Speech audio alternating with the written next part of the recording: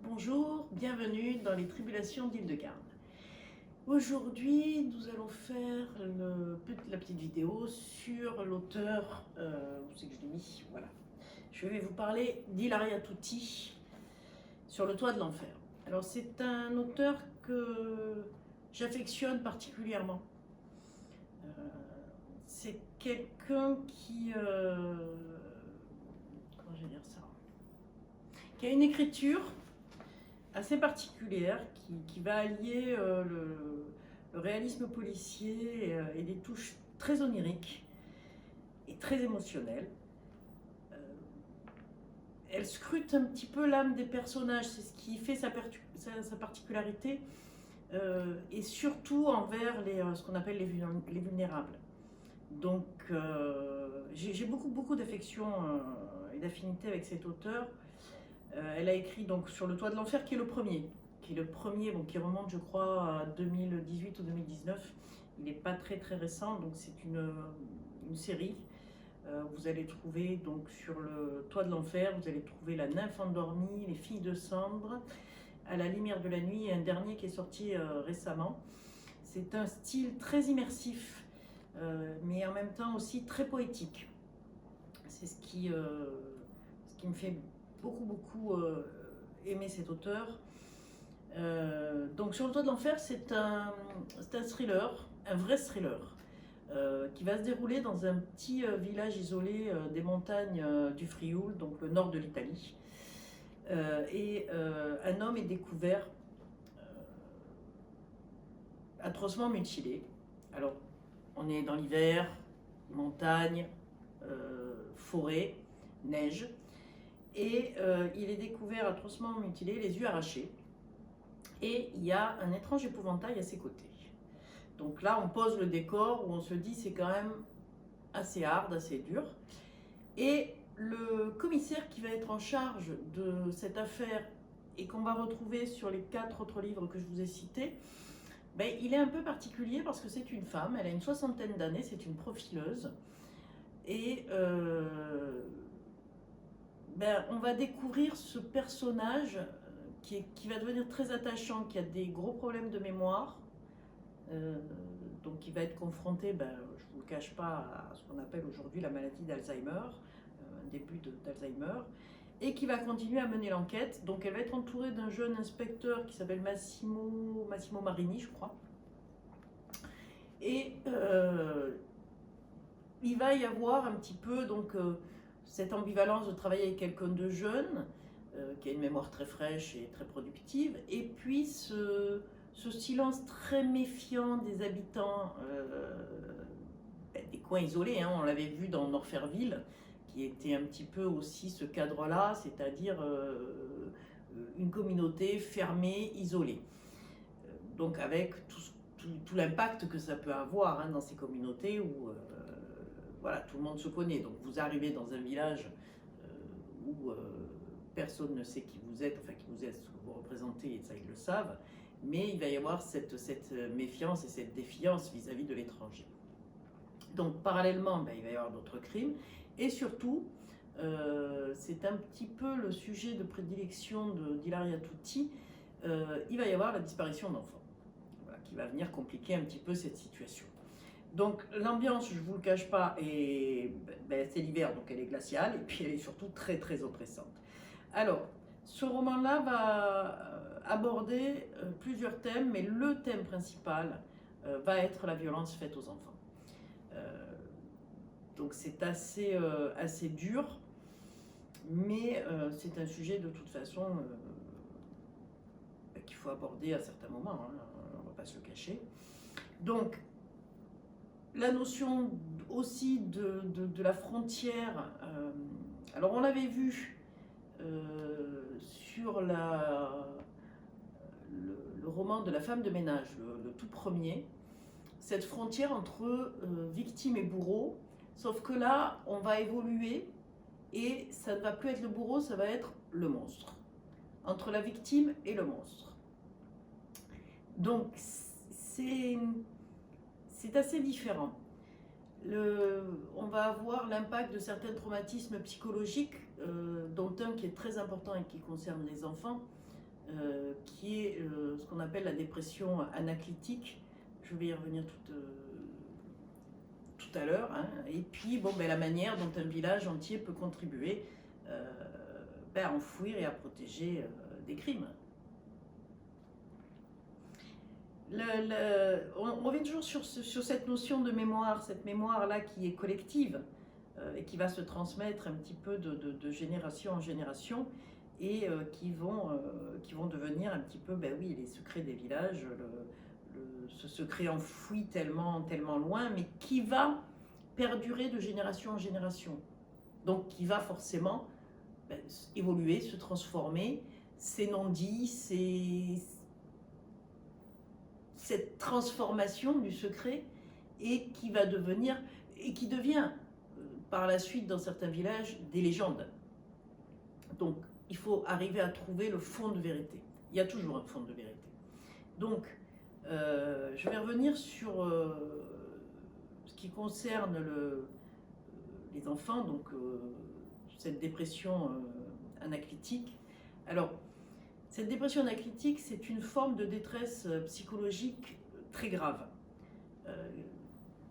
du nourrisson. Ça se passe obligatoirement dans l'enfance. Hein. C'est attaché au nourrisson généralement entre 6 et 12 mois. Alors, anaclitique, ça vient du grec, qui veut dire s'appuyer sur. Ça traduit en fait une dépendance vitale du nourrisson à l'égard de sa famille. Alors, attention, je ne vais pas dire de la mère. On va remplacer le mot mère par la figure d'attachement.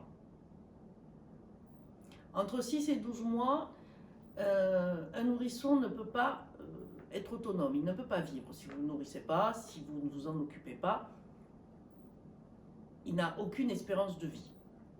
Donc cette figure d'attachement, qui est normalement jouée par la mère, hein, puisque il y a le fait de porter l'enfant pendant 9 mois, donc d'avoir une connexion avec lui, ou de s'en occuper à la naissance.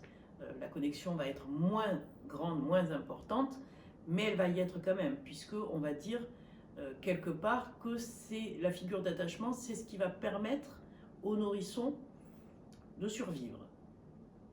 Donc on est plus sur des sens, sur un attachement émotionnel, sur un attachement, une connexion émotionnelle, que sur de la pensée pure, sur des mots, sur des choses comme ça. Donc on va arriver à cette dépression, c'est donc quand il y a une rupture. Alors c'est pour X raisons. Ça peut être la disparition de la maman ou de la figure d'attachement, ça peut être des mauvais traitements. Voilà. Donc on rompt ce lien d'attachement. Et ça va donc créer un traumatisme très important qui va ressurgir de toute façon quand la pensée va se structurer, quand le développement va se faire et se structurer, où on va retrouver ce traumatisme. Et là, on revient aussi sur des notions où on l'avait vu sur Norferville et sur les autres romans de Frida McFadden. Quand un traumatisme est enclenché, forcément, il va interagir et il va se développer avec la personnalité de la personne. C'est-à-dire qu'à un moment donné, une situation va être abordée avec l'angle du traumatisme, même si ce traumatisme n'est pas conscient. Il est là. Il est inconscient, mais il est là. Donc, on va arriver à cette notion, parce que cette dépression anaclitique, en fait, je ne veux pas trop rentrer dans le roman, parce que vous savez que je ne veux pas dévoiler l'histoire, je vous fais le petit résumé qu'on peut trouver derrière le livre, où il est un petit peu plus poussé, mais je ne veux pas raconter l'histoire, parce que c'est à vous de le découvrir, c'est à vous de savoir si vous avez un attachement avec cet auteur ou avec cette histoire, mais Je ne veux pas dévoiler l'intrigue. Donc, cette notion, comme je vous ai dit, cette dépression anaclitique et cette notion de victime monstre, ben, vous voyez un peu où je veux en venir. Donc, on va arriver sur... comment je pourrais vous dire? Sur le fait que le traumatisme va induire la personnalité future de la personne, de l'enfant. Donc, quelqu'un de mutilé sur un village isolé, sur la neige, donc le blanc, la pureté, le blanc correspond oui, à l'image du paradis. Et forcément, qu'est-ce que vous voyez en premier sur le blanc? Ça va être la différence de couleur, donc le sang étant rouge. Voilà, c'est un contraste parfait et très saisissant. Donc, ce meurtre-là va amener, en fait, Teresa Battaglia, puisque c'est l'inspecteur, c'est le commissaire, pardon, c'est le commissaire, va amener cette femme d'une soixantaine, il ne faut pas oublier qu'elle a une soixantaine d'années, donc elle a de l'expérience, elle a ses problèmes de mémoire, mais quelque part elle a aussi des traumatismes, elle a aussi une histoire personnelle qui fait que de travailler dans ce cadre-là va faire ressurgir un certain nombre de choses et de traumas. Donc, on est sur ce village, ben, le thème, ça va être aussi, on va retrouver la solitude et l'isolement, hein, un petit village de montagne, coupé du monde, replié sur lui-même, les gens qui vivent plus ou moins en autarcie l'hiver, l'isolement géographique et émotionnel, donc, qui va nourrir le silence, les non-dits et la difficulté de faire éclater cette vérité, parce qu'il faut cacher un secret, il faut nécessairement le cacher, parce que sinon ça ne devient plus un secret. Et ce secret, même si le protagoniste n'est pas la famille principale du village, etc., ça va toucher tous les habitants du village. C'est quand on habite dans un endroit isolé, on se revendique de cet endroit. Même s'il n'y a aucune affiliation entre toutes les familles, on va se revendiquer de cet endroit et surtout on va se serrer les coudes. On le voit, si vous voulez, vous avez un exemple très concret avec ce qui s'est passé dernièrement en Corse où voilà, le préfet a ordonné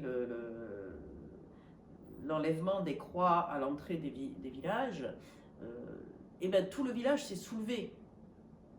Ça a été unanime, il n'y a pas eu une voix contestataire qui a dit « Oh ben oui, finalement, ça sert à rien, ou c'est un symbole religieux ou, voilà, qui n'est pas laïque, etc. etc. » C'est-à-dire que d'un seul coup, tout le monde s'est soulevé en disant « Non, on ne touche pas à ça, parce que c'est notre mémoire, c'est notre passé, notre historique. » Et ben, dans les villages, c'est ça, c'est-à-dire que cette forme de secret va être partagée et tue par tout le monde.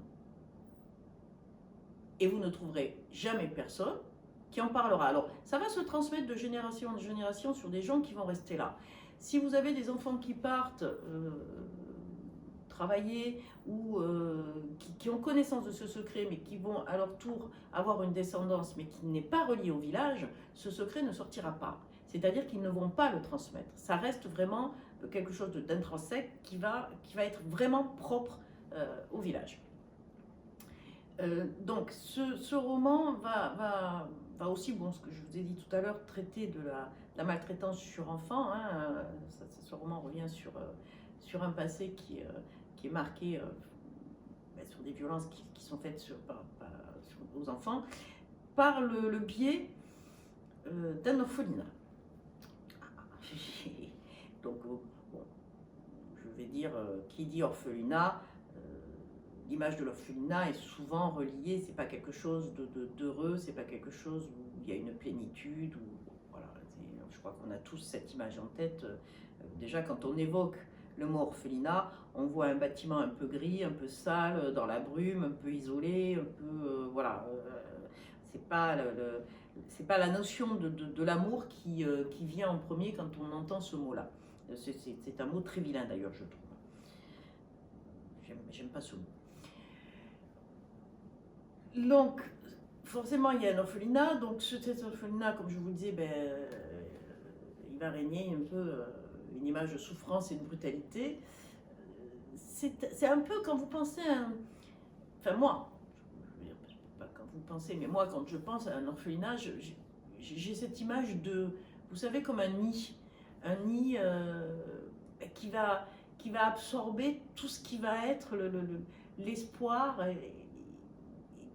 tout ce qui va symboliser en fait l'espoir et cette enfance volée où il n'y a pas d'amour, où il n'y a pas de contact, où il n'y a pas tout ce qui peut être cette chaleur. Voilà, l'orphelinat c'est gris, c'est froid, c'est presque métallique, c'est quelque chose qui... il ne peut pas y avoir d'épanouissement personnel à l'intérieur d'un orphelinat. Moi je dis ça, j'ai pas connu d'orphelinat, j'en ai visité certains. Il n'y en a pas un qui m'a fait dire « Ah, oh, j'aurais aimé être orphelin dans ma vie, dans cet orphelinat. » Non, non, non, non, je pense que c'est vraiment quelque chose qui condense la souffrance, oui. Je pense que voilà, je pourrais associer le mot orphelinat à souffrance. Ça renvoie forcément, ça nous évoque plein de choses, hein, des images, vous avez des images en tête, etc. Cette enfance volée et qui va nous montrer finalement dans ce roman, c'est pour ça aussi que j'aime beaucoup Ilaria Tuti, parce qu'elle va démontrer cette vulnérabilité et puis surtout que le mal se construit très tôt. Si on lui donne tout ce qu'il faut, si toutes les conditions sont réunies, eh bien le mal va se construire très très tôt. C'est un peu... on va tomber dans tout ce qui est cette... l'humanité. Qu'est-ce qui fait que certaines personnes ont plus d'humanité que d'autres? Est-ce que c'est relié à l'amour maternel ou de la figure, comment je vais dire, de la figure d'attachement, ou de l'environnement familial, ou de l'éducation, ou de ce qu'on peut nourrir l'enfant? Je sais pas, je sais pas. Ça pose de vraies questions. C'est vraiment...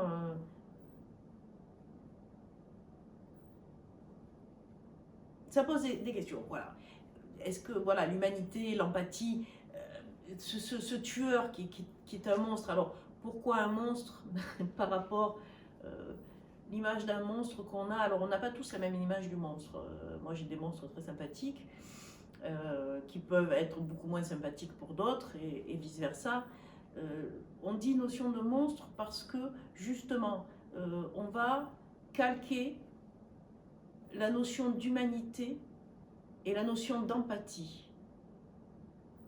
Et à l'heure actuelle, plusieurs études le montrent, les enfants développent de moins en moins d'empathie. Je ne sais pas où on va, mais... Enfin, je ne sais pas où on va, on y est déjà de toute façon. Donc, mais bon. Sans empathie, vous n'avez pas de connexion à l'autre. C'est ce qui fait que... Alors, c'est différent d'être un psychopathe ou un sociopathe. Ça n'a rien à voir.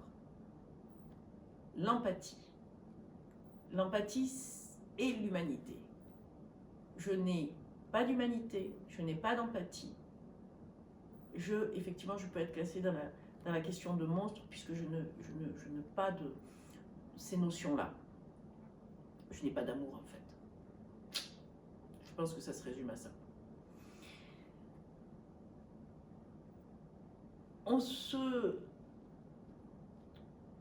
On va être confronté à plusieurs questions.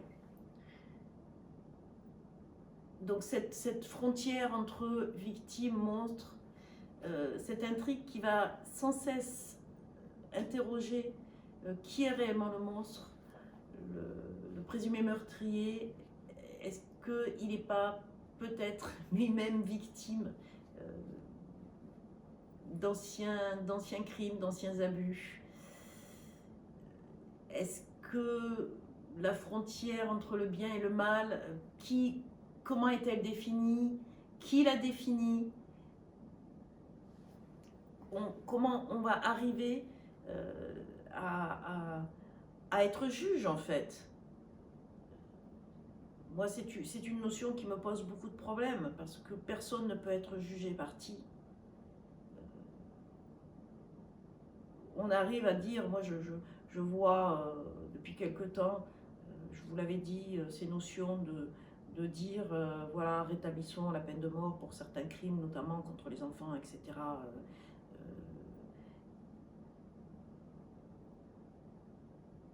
Je sais pas, je pense que la première idée, parce que ce sont des choses, des crimes odieux, ce sont des choses odieuses, que ce soit un crime, que ce soit un abus sexuel, que ce soit un abus psychologique sur un enfant, c'est sur ce qu'il y a de plus vulnérable, parce qu'un enfant représente la vulnérabilité totale.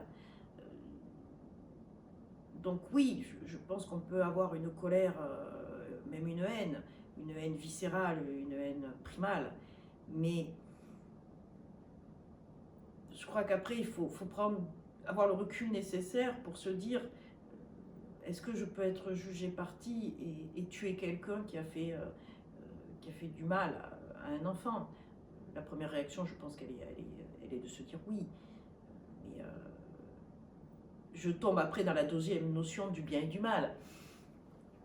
On me dit que tuer, c'est mal. Mais en même temps, je veux dire, le pouvoir en place ou la loi dit, puisque tu as tué, je vais donc te tuer. Ça fait quand même un peu une boucle. Si on me dit que tuer, c'est mal, mais que, bon, voilà, tu l'as fait, mais c'est mal, donc on va te mettre une punition, on va te tuer. Mais celui qui juge, qui va dire on le tue, la notion de bien et de mal, la frontière, elle est où? Voilà, alors, c'est perché, je le reconnais que c'est très perché, voilà, c'est de la réflexion, c'est perché, c'est de se dire, quelque part, j'ai pas de solution, attention, j'ai pas de solution par rapport à ça.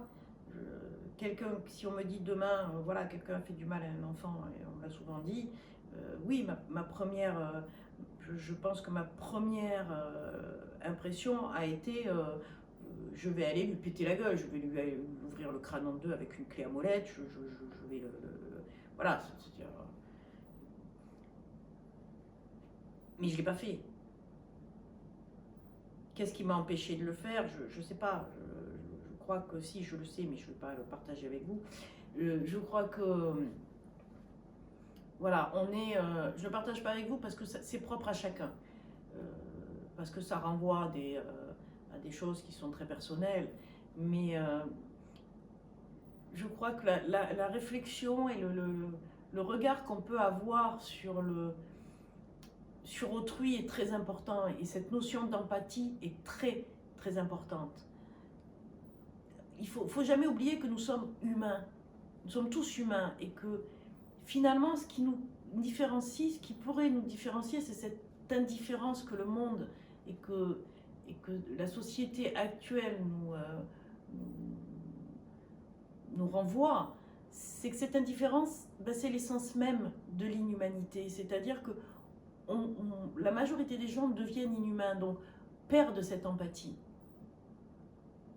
Alors, vous allez me dire, oui, moi je ne peux pas aider tout le monde, je ne peux pas être un sauveur. Non, ça commence, je pense, par soi-même.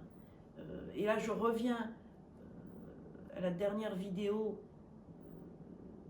que j'ai faite un peu avec la tête, je ne sais pas où, parce que j'ai un problème pour filmer, parce que ça ne s'est pas mis dans le bon format, le son n'était pas très bien, enfin bon, j'étais pas très au point sur cette dernière vidéo, et je vous prie de m'en excuser. Mais sur cet auteur japonais, ou sur la guérison émotionnelle, sur l'émotion, sur l'empathie, parce qu'il en parle aussi, mais voilà, c'est des choses qu'on va retrouver. Et on le retrouve chez cet auteur, chez Ilaria Tuti. Je vous parlais de Catherine Grebel la dernière fois. Catherine Grebel, je reviendrai sur cet auteur, je vous présenterai ses ouvrages.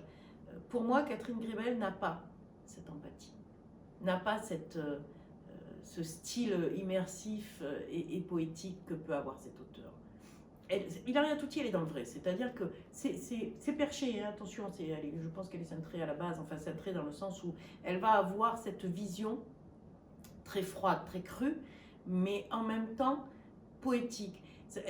Quand j'ai découvert Hilaria Touty, j'ai pensé à un auteur qui est en train de se perdre, je trouve ça mais excessivement dommage, qui est Gabrielle Whitcop. Gabrielle Whitcop, je vous en parlerai. Alors, je ne vais pas vous en parler maintenant parce que il faudrait prendre vraiment le temps. C'est quelqu'un qui possède une richesse de la langue avec les mots, etc. et qui arrive à faire avec... en fait, c'est la... Je ne veux pas dire c'est la reine, c'est pas la queen, c'est l'impératrice du morbide, de la mort, mais avec un côté très poétique. Quand vous lisez, vous vous dites, mais comment on peut décrire une chose en décomposition avec autant de poésie. Vous êtes obligé de le relire 3-4 fois pour comprendre, hein, pour bien saisir de quoi elle parle. On en parlera de Gabrielle Whitcop. Et en plus, ces livres ne sont pratiquement plus réédités maintenant, et je trouve ça très très dommage. A contrario, j'en veux pas à Catherine Gribel, j'ai aucune raison de lui en vouloir. D'ailleurs, je n'ai pas d'affinité avec ces livres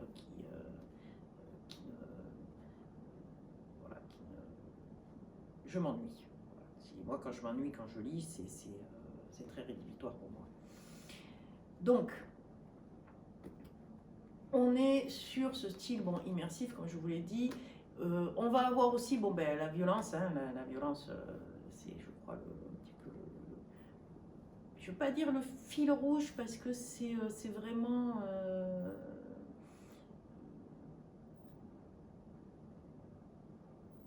Le fil rouge de ce roman, ça va être cette interrogation permanente sur ce qui fait ou défait l'humanité.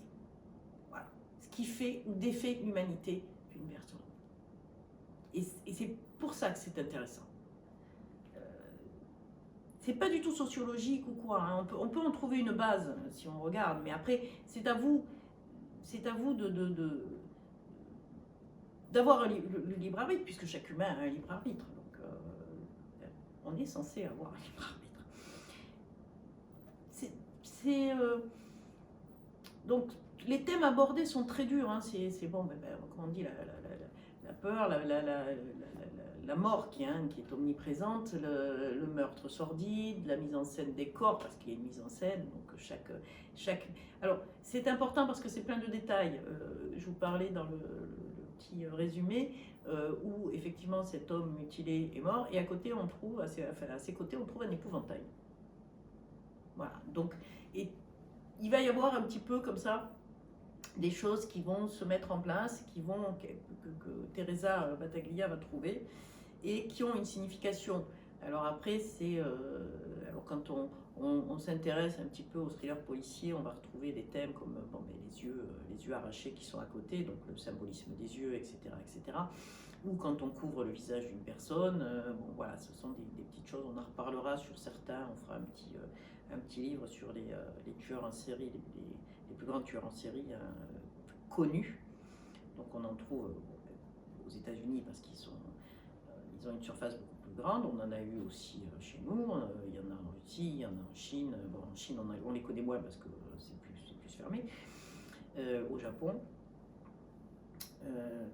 Donc, mort omniprésente, la peur ça explore aussi la peur de mourir, hein, faut pas rêver. C'est quand on dit mort, le premier mot qui me vient, c'est que j'ai peur de mourir, hein, c'est clair. La peur aussi de perdre ce qu'on aime, parce qu'on est forcément attaché. Et là, on revient à cet attachement, figure d'attachement, figure de la mère, l'amour maternel, etc. C'est très très bien fait parce que c'est dans une continuité, mais chaque chose est raccordée. C'est comme un puzzle. Voilà, moi j'adore quand les thrillers, on vous livre les pièces et puis quelque part, ben, ça se met en place. Et très vite, vous vous dites, ah oui, il y a ça, ah mais je peux le raccrocher à ça, etc. Et ça se fait très bien. Voilà, c'est un auteur qui... alors, je lis, hein, cet ouvrage a reçu le prix de la Bête Noire des libraires et le prix Nouvelle Voix du Polar. Donc, voilà, il a été consacré à l'époque quand il est sorti. Mais ça évite, en fait, voilà, ça va... Il est différent de tout ce qu'on peut trouver parce qu'il va éviter tous les écueils. Quand je vous parlais de Catherine Grebel, voilà, un des personnages, quand on trouve son bouquin, on ouvre, c'est un inspecteur, et ben quoi, il est alcoolo. Voilà. C'est en fait, ces romans, c'est d'une violence très crue, Catherine Grebel, mais c'est éculé, c'est des personnages éculés, c'est des choses qu'on a vues, il y a des clichés, ça revient. Voilà, moi ça m'ennuie. Ça m'ennuie parce que je me dis, ben, il n'y a rien de nouveau sous le soleil. Je lis ça, mais finalement, je peux le raccrocher à tel bouquin parce que à la 3e page, voilà, ben, je me dis, ben, cet inspecteur-là, il ressemble bien à celui-là là-bas. Là, c'est totalement différent. On est complètement embarqué dans autre chose et surtout, c'est très empathique. Voilà. Vous allez avoir... très empathique. Cette empathie des victimes, etc. On va arriver à quelque chose où... si vous lisez beaucoup de policiers, de thrillers, celui-là n'a rien à voir. C'est vraiment quelque chose où vous allez, c'est très immersif et vous allez vous rendre compte très vite que je peux le comparer à rien. Voilà, Ilaria Tutti est Ilaria Tutti. Comme à l'époque, Maxime Chatham était Maxime Chatham. Quand il a écrit ses premiers polars, c'était un petit peu... voilà, il sort les gens de la zone de confort du policier. Elle sort les gens de la zone de confort du thriller où on va retrouver plus ou moins les mêmes choses, hein, puisqu'un meurtre c'est toujours pareil. On va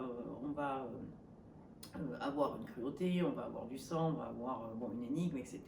Là, on est sur quelque chose de différent. Et en plus, ça touche aux enfants, attention. Donc, lisez-le. Je vous encourage vivement à lire Ilaria Tutti.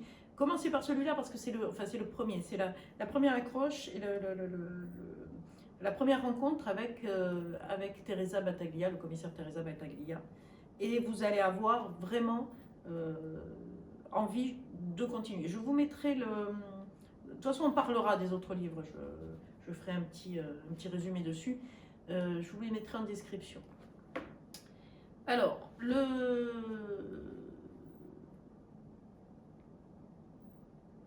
cette notion, alors il y a aussi cette notion de mémoire, hein, de maladie de mémoire.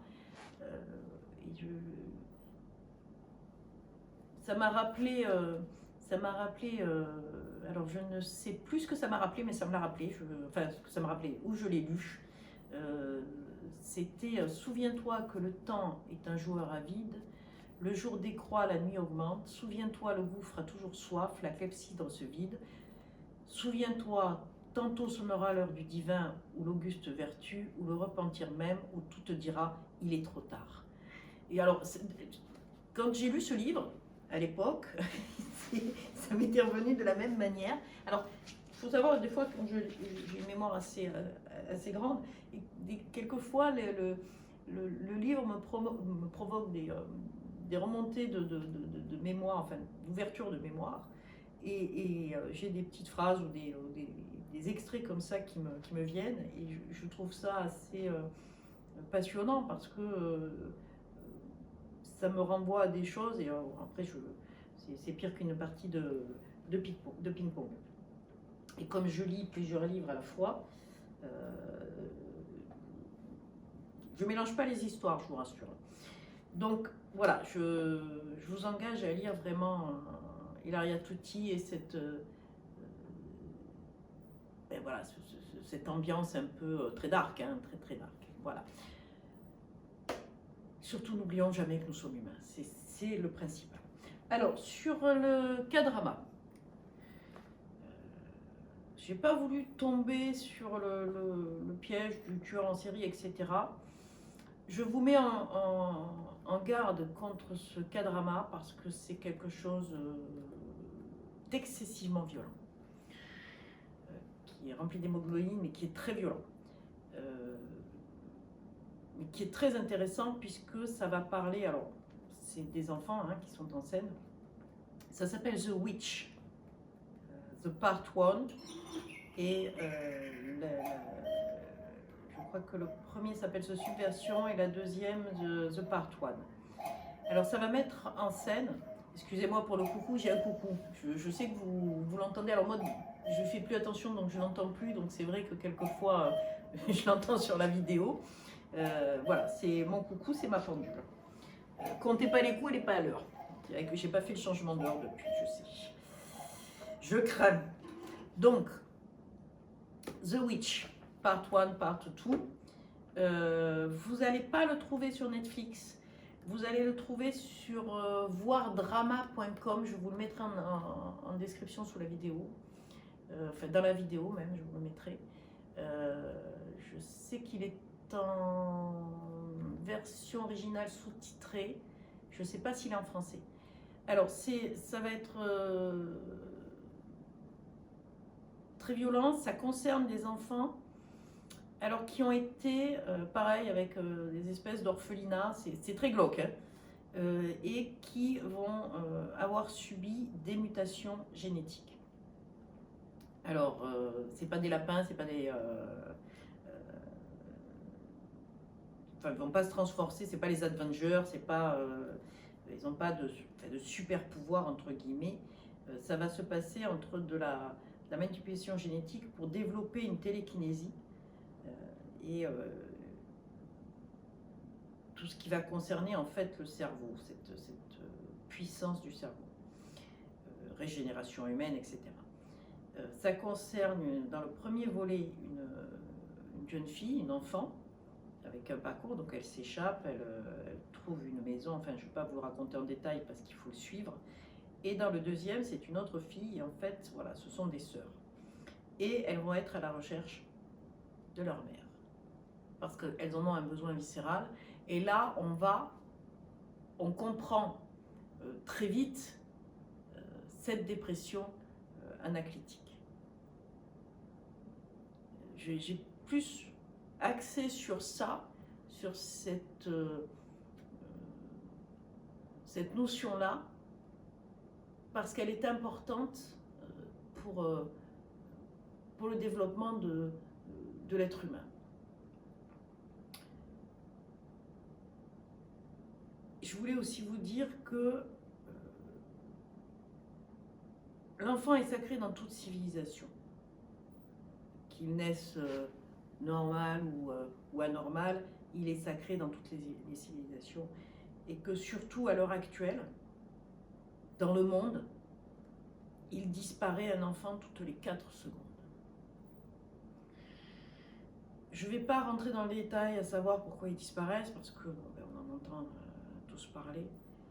La seule chose que je puisse dire, c'est de faire attention. Si vous avez des enfants, même si vous n'en avez pas, ayez toujours un œil sur un enfant. Quand vous voyez un enfant, même si ce n'est pas le vôtre, même si vous n'en avez pas, gardez toujours un œil sur l'enfant. Voilà, il faut toujours les avoir à portée de vue. C'est important, c'est important. Et les protéger, parce que on a besoin de cette protection. Je pense que une famille ou une mère qui ne protège pas son enfant, dont c'est le rôle essentiellement, fait perdre cette notion de protection maternelle, et ça conduit à détruire un enfant à l'âge adulte. Ce sont des sujets qui sont très durs, et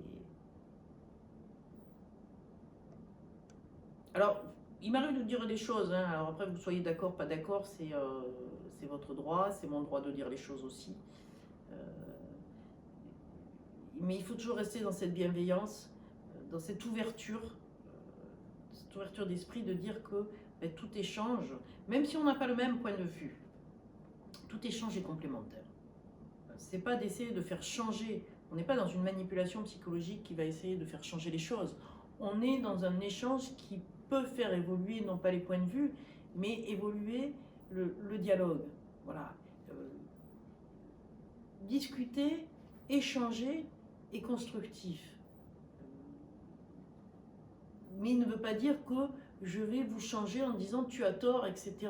Non, mon point de vue est celui-là, ton point de vue ou votre point de vue est celui-là, je le comprends, ça m'amène peut-être aussi, ça va m'ouvrir à une réflexion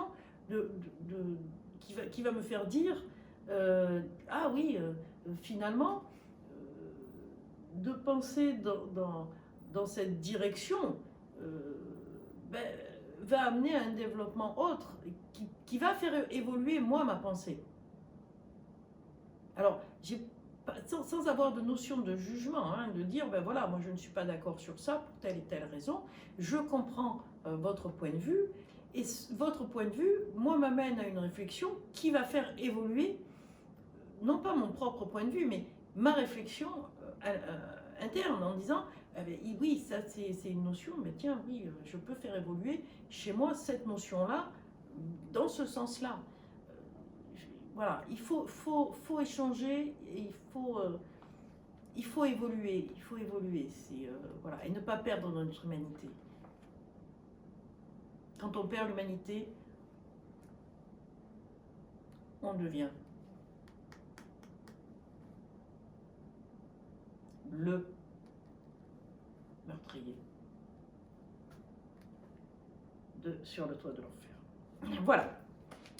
Donc, ça a été un petit moment fort sympathique. J'espère que vous avez pris du plaisir. Alors, je pourrais en parler pendant 1 heure, 1 heure et demie, mais je ne veux pas faire de vidéos trop longues parce que les gens ne suivent pas.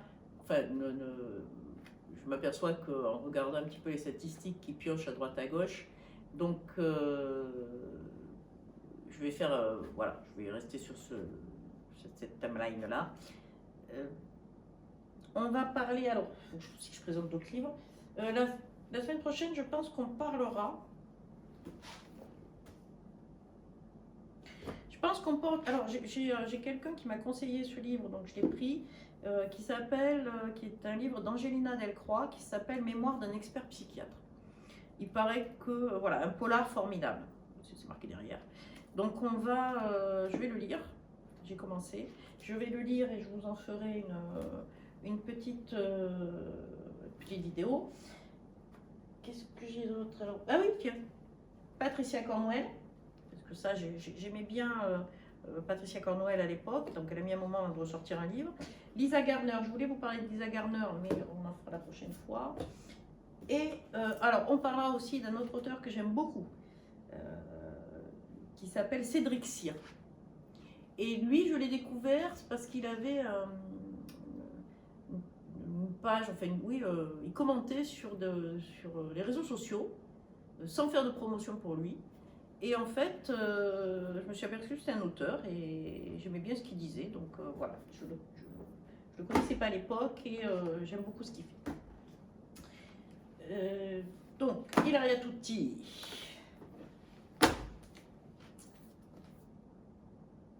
Alors, j'en sors pas, je suis toujours dans ce compte à rebours.